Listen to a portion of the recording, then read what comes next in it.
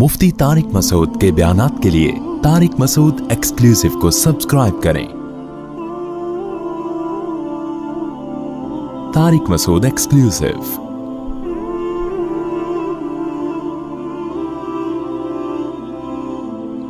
देखिए, कुर्बानी के जानवर में 7 आदमी अगर शरीक हैं तो 7 के पैसे बराबर होना ज़रूरी नहीं है।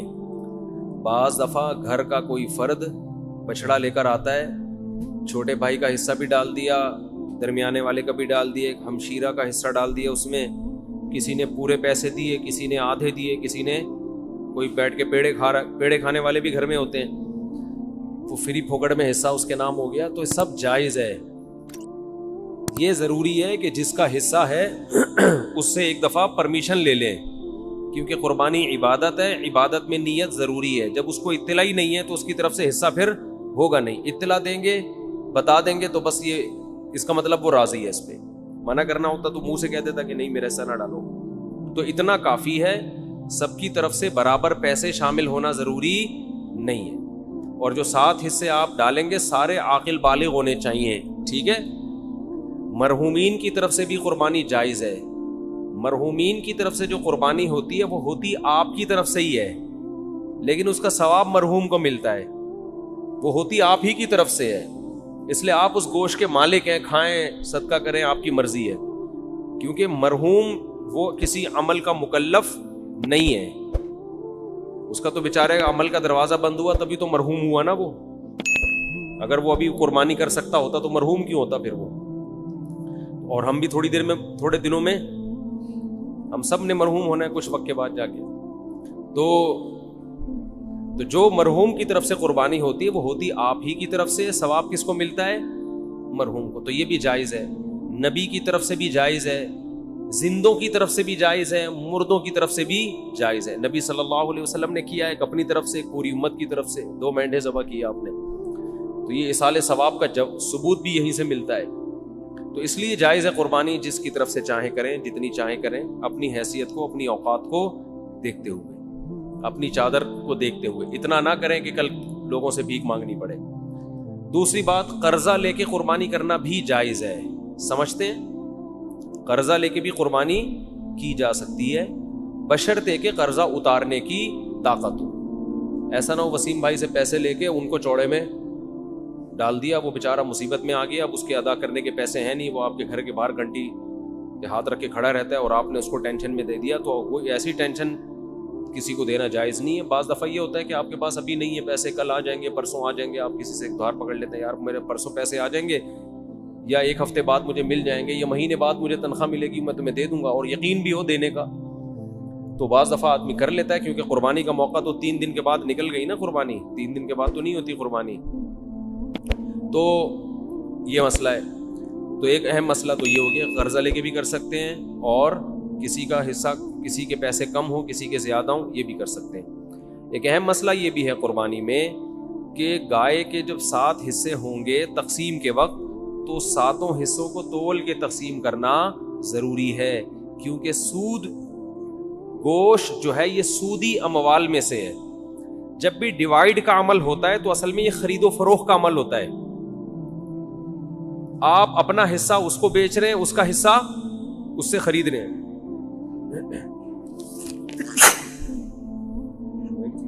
ये धोने पड़ेगा। तो आप अपना हिस्सा किसी को बेचते हैं, उसका हिस्सा उससे खरीदते हैं। तो ये तकसीम का अमल जो है ना, असल में ये खरीदो फरोख्त का अमल होता है। गोश्त को गोश्त के बदले में खरीदा और बेचा जा रहा है, तो शरीयत में जब भी गोश्त को गोश्त के बदले में बेचा जाएगा तो बराबर सराबर ज़रूरी है। जैसे खजूर आपने बेची और उसके बदले में दूसरी खजूर ली, तो 1 किलो खजूर के बदले में 1 किलो खजूर ले सकते हैं। एक दाना भी ऊपर चला गया तो हदीस में आता है ये खालिस सूद है, आइनुर रिबा। इसको क्या कहा गया है? खालिस सूद। तो ये सिर्फ खजूर तो एक मिसाल है। तो हर तोल के बिकने वाली चीज हदीस से पता चलता है। खजूर चूंकि तोल के बिकती है ना, उस जमाने में कैल के जरिए बिकती थी, आज तोल के बिकती है। तो कोई भी कैल वाली चीज जो लीटर जैसे पैमाना होता है, या तोल वाली चीज, उन तमाम में सूदी अहकाम जारी होते हैं। तो गोश्त को जब गोश्त के बदले में बेचा जाएगा तो बराबरी जरूरी है। तो जब कुर्बानी के 7 हिस्से करें तो अंदाजे से ना करें, बल्कि تول کے کریں, اور اس میں احتیاط مزید یہ کر لیں کہ ہر حصے میں کلیجی ملا دیں تھوڑی سی. سودی احکام میں یہ بھی ہوتا ہے کہ اگر اس کے مخالف جنس ملا دی جائے تو پھر کمی بیشی جائز ہے. جیسے آپ 1 کلو کھجور بیچ رہے ہو اور ادھر سے لے رہے ہو 1.5 کلو کھجور, تو یہ آدھا کلو کیا ہو جائے گی, حرام ہو جائے گی نا. لیکن اگر اس 1 کلو کھجور میں آپ کچھ اور ملا دیں, 2-4 سیب ملا دیں اس میں, آپ ادھر سے 1 کلو کھجور ہے اور 2 سیب ہو گئے, ادھر سے 1.5 کلو کھجور, تو یہ پھر سود نہیں ہوگا, یہ جائز ہوگا. اس لیے کہ وہ جو آدھا کلو کھجور ہے وہ ادھر سیب کے مقابلے میں ہو جائے گی. سمجھ میں آ رہی ہے بات؟ تو یہ بالکل جائز ہیلا ہے. تو قربانی کے گوشت میں اگر آپ نے تقسیم کی ٹینشن سے بچنا ہے تو 7 حصے کر کے ہر گوشت میں تھوڑی سی کلیجی ملا دیں. ہر کلیجی میں تھوڑا سا گوشت ملائیں, ہر گوشت میں تھوڑی سی کلیجی. جب شروع میں کلیجی کے 7 حصے کریں, کلیجی پھیپڑے اور جو کچھ بھی ہوتا ہے, تو اس میں 1-2 بوٹی گوشت کی ملا دیں. تو اس میں اگر کمی بیشی ہو گئی تو وہ جائز ہے. اور گوشت کے جب 7 ڈھیریاں بنائیں تو اس میں 2 بوٹیاں 3 بوٹیاں کس کی ملا دیں ہر ڈھیری میں, کلیجی کی. تو یہ سود سے بچنے کا ایک ہیلا ہے, تدبیر ہے. آج کل چونکہ فنٹر مارکیٹ میں بہت ہیں کلپ بنانے والے جن کو مسائل کی الف بے بھی نہیں پتا اور بیٹھ کے پھینکتے بہت ہیں, تو ہو سکتا ہے میرے اس کلپ پہ کہیں کہ کان ادھر سے پکڑو ادھر سے پکڑو, کیا ہے برابر ہے. تو یہ سود میں ڈالنے کے لیے انہوں نے ہیلا نکالا ہوا ہے. تو جو کوئی ایسا کلپ بنائے گا اس کی باتوں میں نہ آئے. ہیلوں کی 2 قسمیں, ایک ہیلا ہوتا ہے حلال حرام کو, ایک ہیلا ہوتا ہے حرام میں مبتلا ہونے کا ذریعہ, اور ایک ہوتا ہے حرام سے بچنے کا ہیلا. جو ہیلا حرام سے بچا لے آپ کو وہ جائز کیا, وہ مستحب ہے. تو یہ سود سے بچانے کا ہیلا ہے, سود میں ڈالنے کا ہیلا نہیں ہے. سمجھتے ہو بات کو؟ تو جب بھی گائے کے گوشت کے 7 حصے آپ کریں گے, ہر حصے میں تھوڑی تھوڑی کلیجی ملا دیں. پھر اگر کمی بیشی ہو بھی گئی تو بلکہ تول کے بھی تقسیم کر رہے ہیں تو بھی کلیجی ملائیں, کیونکہ تول میں اتنی ایکوریسی ہوتی نہیں ہے. سمجھتے ہو بات کو کہ نہیں سمجھتے ہو؟ بعض لوگ یہ کہتے ہیں ہم تو گوشت تقسیم ہی نہیں کرتے. بھائی وہ بڑا بھائی نے بولا یار بس میرا حصہ بھی تھوڑا سا مجھے دے دو, باقی سارا خود رکھ لو. تو جب بھی کسی کا حصہ نکلے گا نا تو ڈیوائیڈ ہوگا, وہ 7واں حصہ, پورے 7 حصے آپ کو کرنے پڑیں گے. ہاں ایک صورت میں معافی ہے کہ ایک گائے پورے گھر میں استعمال ہو رہی ہے, سمجھتے ہو, اس کو ڈیوائیڈ کر ہی نہیں رہے آپ. بعض دفعہ گھر کے 7 افراد ہوتے ہیں, ایک ابا اماں, ایک میاں بیوی اور آگے ان کے بچے ملا کے ٹوٹل بڑی مشکل سے آج کل 7 تک عدد پہنچ رہا ہے لوگوں کا. فیملی پلاننگ والوں نے تو گھریلو سسٹم ہی تباہ کر دیا ہے. سمجھ رہے ہو؟ وہ جو پہلے گھروں میں پورے 2 بچڑے آتے تھے, یہ منجلی آپا کا ہے, یہ چمونی آپا کا حصہ ہو گیا, یہ ممانی کا ہو گیا, یہ خالہ کا ہو گیا, یہ جناب پوتے کا ہو گیا, یہ بہو کا ہو گیا. پوری 2 کٹے ہم دیکھتے تھے لوگوں کے گھروں میں کٹتے تھے, 2 بچڑے ایک ہی گھر میں چل جاتے. اب وہ فیملی پلاننگ والوں نے سارے خاندانی سسٹم کی واٹ لگا دی. بچے ہی نہیں ہیں, اور خدا کی قسم جس گھر میں بچے نہیں ہیں عید بقرعید کا مزہ تو اس گھر میں ہے ہی نہیں. ہمارے بچوں نے 10 دن سے پڑھائی چھوڑ دی ہے. گائے آ رہی ہے, کلابازیاں کھا رہے ہیں, مدرسوں کی شکایتیں آنی, پڑھ کے نہیں دے رہے. ہم کہتے ہیں بھائی بقرعید گزرے گی تو پڑھیں گے, ابھی ہمارے بس میں نہیں. وہ گایوں کے پیچھے بھاگ رہے ہیں. تو بچوں کو انٹرٹینمنٹ ہے بچوں کے لیے یار, انجوائے کرنے دو ان کو, کیا ان میں پڑھائی کا اتنا بوجھ ڈالا. شکایتیں آ رہی ہیں, پڑھ نہیں رہے, ٹلے مار رہے ہیں, چھوڑے. ہم کہہ رہے ہیں یار رات کو سوتے ہی کم وقت 2 بجے ہیں, کیونکہ ادھر پوری گائیں آ کے اتری ہوئی ہیں, دمیں ہلا رہی ہیں, ان کی انجوائے کر رہے ہیں نا یار. یہ گائے, کراچی والوں نے کہاں گائے دیکھی ہوتی ہے. وہ ایک ویڈیو ہے بنارس کی, اس پہ بیل کے پیچھے پبلک بھاگ رہی ہے, اس پہ نیچے کے پی کے والوں نے, پنجاب والوں نے کمنٹس کیے ہوئے کہ کراچی والوں نے کبھی گائے دیکھی نہیں ہے. واقعی نہیں دیکھی بھائی.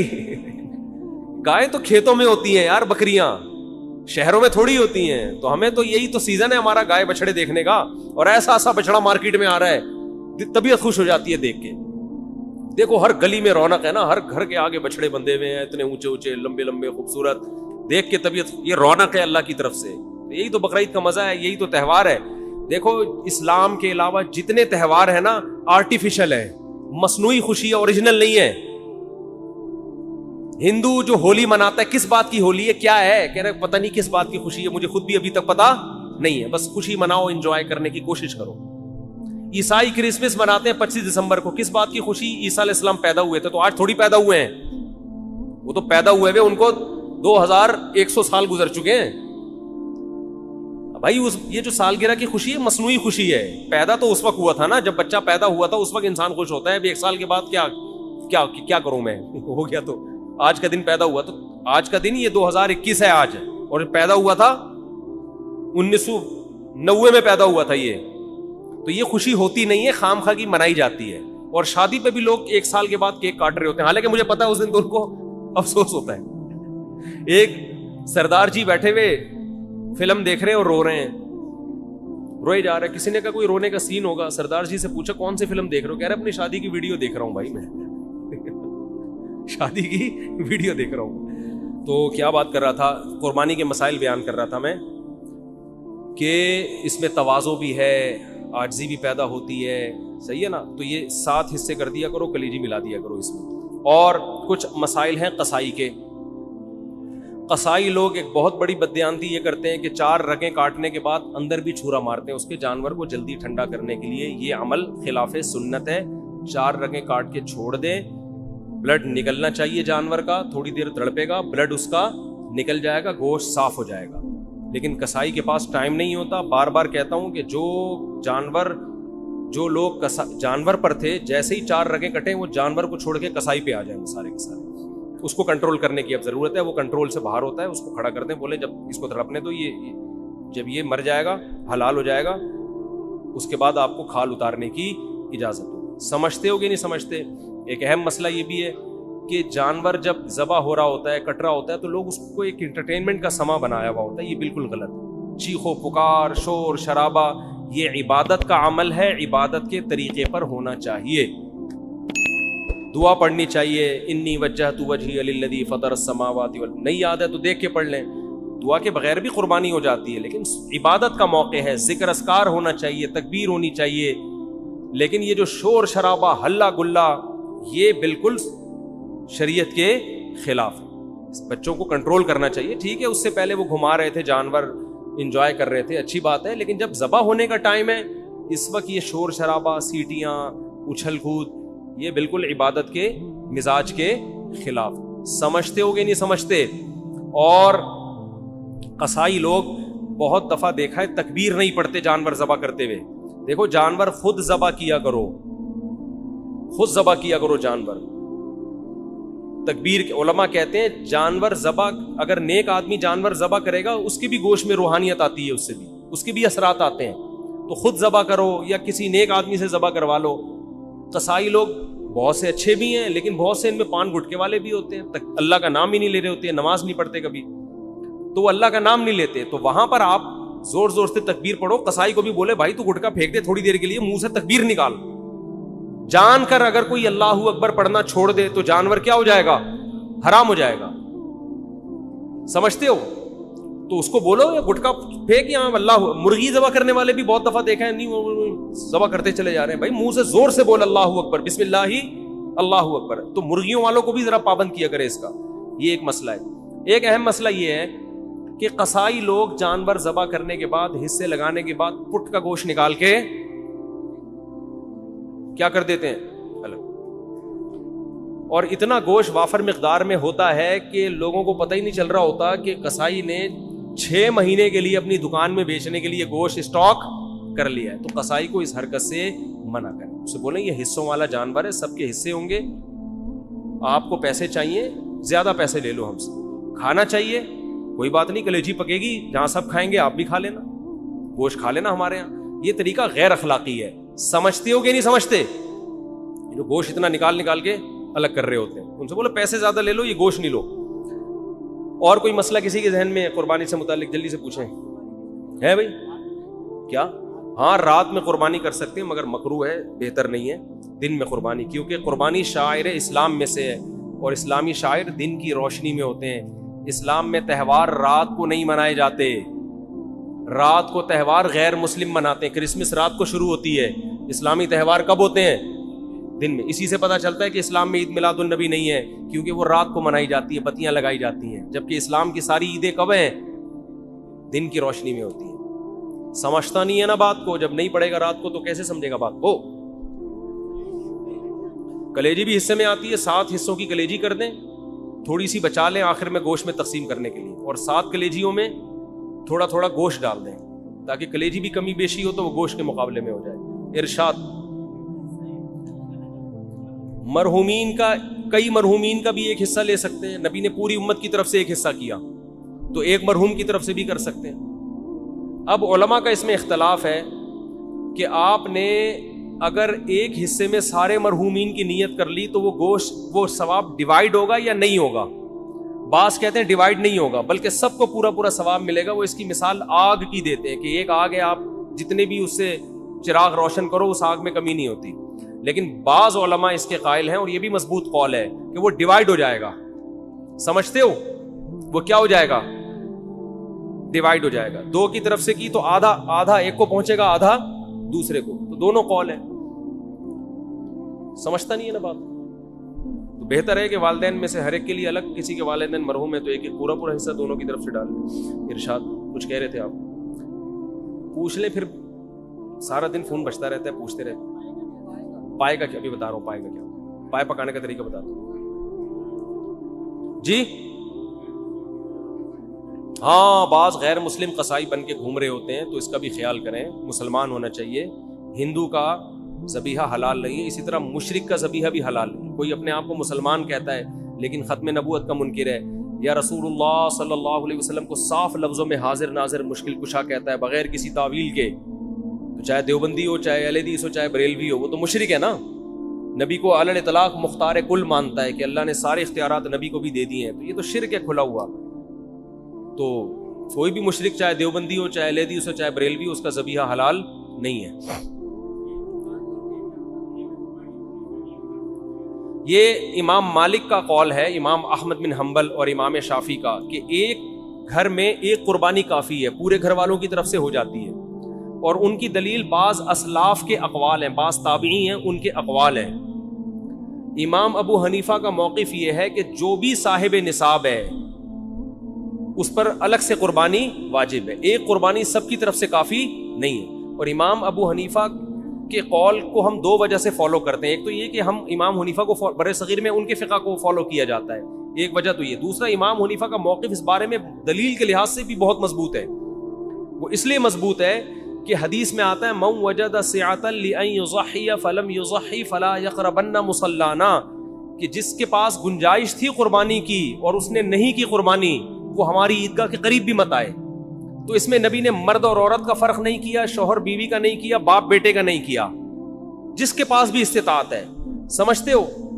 نمبر 2, دوسری حدیث, دوسری بات کہ اسلام میں کوئی بھی عبادت ایسی نہیں ہے جو ایک کرے تو دوسری کی طرف سے کافی ہو جائے. وہ تو قربانی بھی ایک عبادت ہے, تو اس میں یہ کیسے ہو سکتا ہے کہ ایک کرے تو دوسرے کی طرف سے کافی ہو جائے؟ عبادت تو ہر ایک پر الگ واجب ہوتی ہے نا. زکوٰۃ میاں بیوی دونوں کے پاس سونا ہے تو دونوں پہ الگ الگ زکوٰۃ ہے. تو قربانی بھی ایک مالی عبادت ہے. حج بھی دونوں پر الگ الگ ہے. حج بدل میں تو ایک وصیت کرتا ہے کہ میری طرف سے پیسہ بھی دے رہا ہوتا ہے, تو وہ تو اس کا نائب بن کے الگ سے اس کی طرف سے حج کر رہا ہوتا ہے, تو وہ بھی ایک حج دو آدمیوں کی طرف سے کافی نہیں ہوتا. تو قیاس کے لحاظ سے بھی امام حنیفہ کا موقف بہت مضبوط ہے, اور حدیث کے لحاظ سے بھی امام حنیفہ کا موقف بہت مضبوط ہے.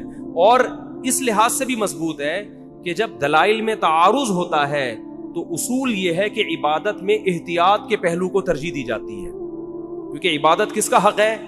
اللہ کا. تو احتیاط کا تقاضا بھی یہ ہے کہ اگر بیوی مالدار ہے تو اس پہ الگ سے قربانی واجب ہو, شوہر مالدار ہے تو اس پر الگ سے واجب ہو.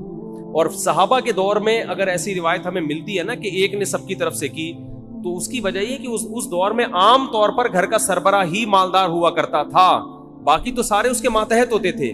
یہ رواج نہیں تھا کہ بیگم صاحبہ الگ کما رہی ہیں, میاں صاحب الگ ارننگ ہے اس کی, بیٹا الگ کما رہا ہے. یہ اس دور میں ہوا نہیں کرتا تھا عام طور پہ, تو اس لیے گھر کا سربراہ ہی کرتا تھا. آج کل بیٹے کی ارننگ بعض دفعہ باپ سے زیادہ ہوتی ہے, بیوی کے پاس سونا شوہر سے زیادہ ہوتا ہے, یہ بہت دفعہ ہو رہا ہے, تو وہ زیادہ مالدار ہے. تو اس لیے جو ہماری نظر میں راجح قول ہے, لیکن اختلافی مسئلہ ہے, عرب علماء کہتے ہیں ایک خاندان کی طرف سے ایک کافی ہے, لیکن ہماری نظر میں ایک تو بر صغیر میں فقہ حنفی کو فالو کیا جاتا ہے. ایک ملک میں اگر کسی فقہ کو فالو کیا جا رہا ہے تو آپ 1.5 انچ کی الگ سے مسجد کیوں بنا رہے ہو؟ یہ بھی تو غلط ہے نا, اس سے بھی تو اختلاف پیدا ہوتا ہے. تو جب سے اسلام آیا ہے بر صغیر میں فقہ حنفی ہی کی شکل میں آیا ہے, تو فقہ حنفی کو فالو کیا جاتا رہا ہے. تو اس لیے بھی اور اس لیے بھی کہ دلائل کے لحاظ سے بھی امام ابو حنیفہ کی بات بہت زیادہ مضبوط ہے. تیسرا اس لیے بھی کہ عبادت میں جب دونوں قول ملتے ہیں تو احتیاط کا تقاضا یہ ہے کہ اس قول پر عمل کیا جائے جس میں احتیاط زیادہ. سمجھتے ہو؟ اور چلو بھائی کوئی مسئلہ. پائے کی تقسیم کیسے ہو؟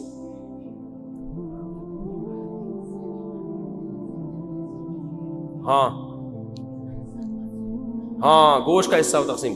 البتہ ایک ہی گائے اگر ایک گھر میں ہے نا، ایک گھر میں پوری گائے ہے، ایک ہی فریج میں ہے، وہ تو تقسیم ہو ہی نہیں رہی نا. بھائی 7 بندے تھے، اٹھا کے ایک فریزر میں ڈال دیا پورا بچڑا، تو وہ پھر نکال کے سب کھاتے رہے. وہاں تو تقسیم کا عمل ہو ہی نہیں رہا ہے. جہاں تقسیم کا عمل ہوگا تو 7 حصوں میں ڈیوائڈ کرنا پڑے گا، ہر حصے میں کلیجی ملا دیں تاکہ سود کے مسائل سے اجتناب ہو، جس پر میں تفصیل سے بات کر چکا ہوں. اور جی سیری ضائع ہو جاتی ہے، نہیں ہونی چاہیے. اچھا ایک جی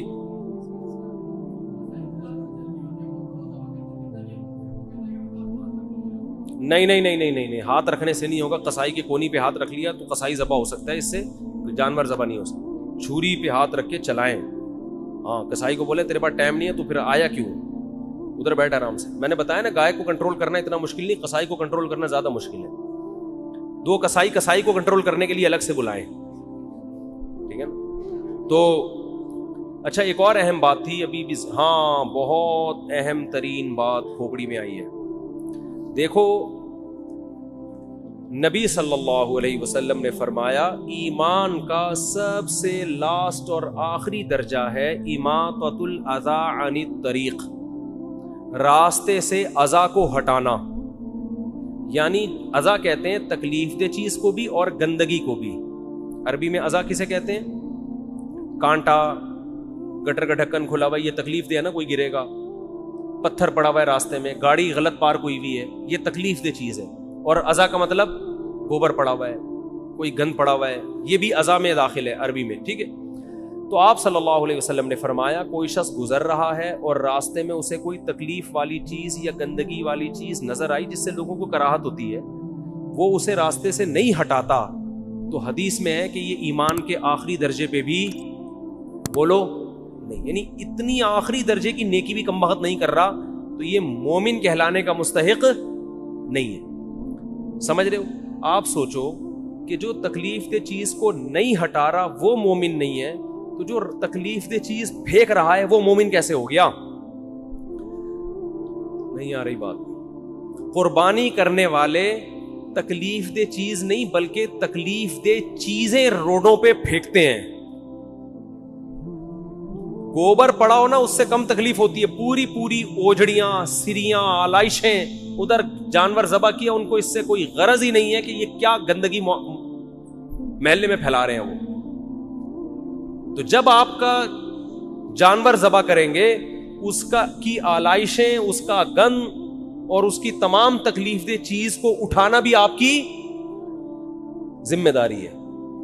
جیسے قربانی نہ کرنے پر وعیدیں ہیں صاحب نصاب کے لیے، مالدار آدمی قربانی نہیں کرتا اس پہ وعیدیں ہیں، ایسے ہی اس گندگی کو نہ اٹھانے پر بھی کیا ہیں؟ وعیدیں، اور اس سے زیادہ شدید وعیدیں ہیں. ایک کانٹا پڑا ہوا وہ نہیں اٹھا رہے آپ، اور جو اٹھا نہیں رہا بلکہ الٹا کیا کر رہا ہے؟ پھینک رہا ہے. تو قربانی جو لوگ کرتے ہیں وہ آلائشیں یہ نہیں کہ اٹھاتے نہیں ہیں بلکہ آلائشیں باقاعدہ پھینکتے ہیں، اور مذہب کے نام پہ پھینکا جا رہا ہے. یہ جس مذہب میں صفائی کو آدھا اسلام قرار دیا گیا ہے، اس مذہب میں تہوار کے نام پہ، قربانی کے نام پہ آلائشوں کو پھینکنا، اس کا کوئی تصور ہو سکتا ہے؟ کیا ہو گیا بھائی؟ تو یہ بہت بڑا جرم ہے، اس سے آپ کا ثواب ضائع ہو سکتا ہے قربانی کا. تو اس لیے جب بھی جانور ذبح کرے اس کے خون کو ٹھکانے لگانے کا انتظام کریں. خون اگر روڈ پہ پڑا ہوا ہے، مٹی اس کے اوپر لا کے ڈالیں، چونا اس کے اوپر لا کے ڈالیں تاکہ اس سے بدبو کیا ہو جائے؟ ختم. بلکہ پہلے انتظام کریں بھائی کوئی گیتی ہو جس میں وہ خون جو ہے مٹی سمیت اٹھا کے کسی ٹوکرے میں ڈال دیں تاکہ خون پھیلے ہی نہیں، یا کوئی گڑھا کھودیں جس میں خون جائے. گٹروں میں خون بہانے میں گٹر بند ہونے کا خطرہ ہوتا ہے، اور ویسے بھی اچھا نہیں لگتا قربانی کا جانور اس کا خون ڈائریکٹ گٹر میں پھینکا جا رہا ہے. تو اس کو ٹھکانے لگانے کا انتظام کس کے ذمے ہے؟ قربانی کرنے والے کے ذمے، جس کا جانور ہے. اس کے گوبر کو آپ نے گھر کے باہر جانور لا کے باندھا تو اب اس کے گوبر کے اٹھانے کا بھی تو کوئی انتظام کرے نا، یا وہ پیمپر پہنا کے رکھیں گے اس کو 8-10 دن؟ نہیں آ رہی بات؟ تو گھر کے باہر نا تھوڑے سے بلاک کھڑا کر کے مٹی ڈالیں اس کے اوپر. بعض لوگوں نے کیا بھائی مٹی ڈالیں, اس مٹی پہ گوبر ہوگا, وہ اٹھانا بھی آسان اور اس میں بدبو بھی نہیں ہوتی. اور جب بقرعید ختم ہو جائے تو ٹرالی لائیں, وہ مٹی اٹھا کے, پورے سال تو نہیں جانور باندھنا ہوتا نا, چند دنوں باندھنا ہوتا. میں یہ نہیں کہہ رہا کہ جانور مذبح خانے میں باندھا کریں, اس سے رونق گلیوں کی ختم ہو جائے گی. بقرعید کا مزہ جب یہ جب جانور آپ کے گھر کے باہر بندھا ہو, لیکن اس کی صفائی کا انتظام ہونا چاہیے. تو آپ نے مٹی ڈال کے گھر کے باہر بلاک کھڑے کر دیے, اس کے اوپر آپ کا بچڑا آ گیا, گائے آ گئی, اونٹ آ گیا, جو بھی آ گیا. اب وہ جو بھی کرے گا تو اس کے لیے اٹھانے کا انتظام ہونا چاہیے. جیسے اپنے گھر میں صفائی کرتے ہیں تو ایسے ہی گھر کے باہر بھی صفائی کا انتظام ہونا چاہیے. تو آلائشیں پھینکنا, جہاں جگہ ملی اٹھا کے وہ گند پھینک دیا, گورنمنٹ کو تو برا بلا کہتے ہیں, وہ تو نئی ذمہ داری پوری کرتے, تو اپنی ذمہ داری تو کم از کم پورا کرے نا انسان. تو قربانی کے بعد ایسا کوئی کام نہیں ہونا چاہیے جو بدبو کا, جراثیم کے پھیلنے کا, گندگی کا سبب بنے. نبی صلی اللہ علیہ وسلم نے ایسے لوگوں کو ایمان کے آخری درجے سے بھی خارج کیا ہے. اور تہواروں میں تو صاف صفائی ستھرائی کا اہتمام اور زیادہ ہوتا ہے. اس میں عید مسلمانوں کا تہوار ہے, اس میں گندگی پھیلانا تو اور بڑا جرم ہے.